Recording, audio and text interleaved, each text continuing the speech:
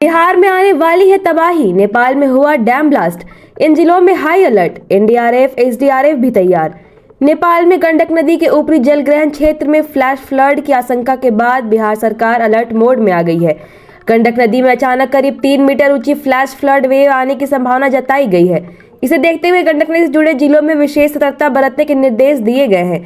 राज्य सरकार ने संभावित बाढ़ की स्थिति से निपटने के लिए एनडीआरएफ और एसडीआरएफ की अग्रिम तैनाती, निकासी योजना, नाव, राहत शिविरों और सामुदायिक रसोई की तैयारी शुरू कर दी है।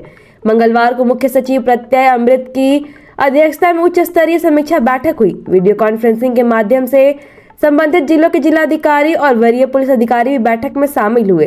बैठक में नेपाल में बन रही स्थिति और बिहार पर उसके संभावित प्रभाव की समीक्षा की गई। सभी संबंधित जिलों में पूरी तरह सतर्क रहने और राहत बचाव की तैयारियां पहले से पूरी रखने के निर्देश दिए गए हैं। प्राप्त पूर्वानुमान के अनुसार नेपाल में रसुआ, नुवाकोट, धादिंगा, गोरखा, लमजुंग और तनहू जिले गंडक कैचमेंट में आते हैं, जहां फ्लैश फ्लड का उच्च जोखिम बताया गया है। इसके अलावा दोलखा और सिंधु पाचकलोक जिले कोसी कैचमेंट क्षेत्र में है, जहां भी खतरा बना हुआ है। कोसी, बागमती और गंडक नदी के कई अन्य जलग्रहण क्षेत्रों के मध्यम स्तर से जोखिम का पूर्वानुमान जताया गया है। नेपाल के ऊपरी इलाकों में भारी जल प्रवाह की स्थिति बनने का उसका असर बिहार की नदियों में जलस्तर पर पड़ सकता है। खासतौर पर गंडक नदी में अचानक पानी बढ़ने की संभावना को देखते हुए प्रशासन को 24 घंटे निगरानी करने के निर्देश दिए गए हैं।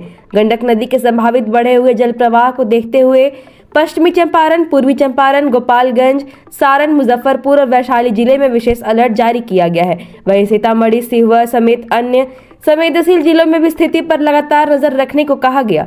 संभावित बाढ़ की स्थिति से निपटने के लिए एनडीआरएफ और एसडीआरएफ के अतिरिक्त संसाधनों की अग्रिम तैनाती की जा रही है। गोपालगंज के लिए एक एनडीआरएफ टीम भेजने का निर्देश दिया गया, जबकि मुजफ्फरपुर में एक टीम को स्टैंड बाय पर रखा जाएगा। पश्चिमी चंपारण के बेतिया में भी एनडीआरएफ टीम की मूवमेंट और तैनाती की कार्यवाही तेज कर दी गई है। इसके अलावा एसएसबी की ओर से भी जरूरत पड़ने पर क्यूआरटी और अन्य सहायता उपलब्ध कराने का आश्वासन दिया गया है। राज्य सरकार ने लोगों से अपील की है कि किसी भी प्रकार की अफवाह या पैनिक से बचें। प्रशासन लगातार स्थिति पर नजर रख रहा है और सभी जरूरी संसाधनों को तैयार किया जा रहा है। लोगों से कहा गया कि वो केवल प्रशासन और सरकार की ओर से जारी आधिकारिक सूचनाओं पर भरोसा करें।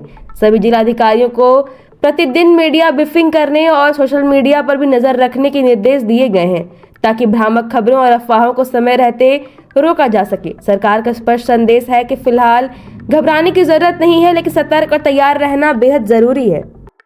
Thank you so much for watching this video. Don't forget to like, comment, share, and subscribe.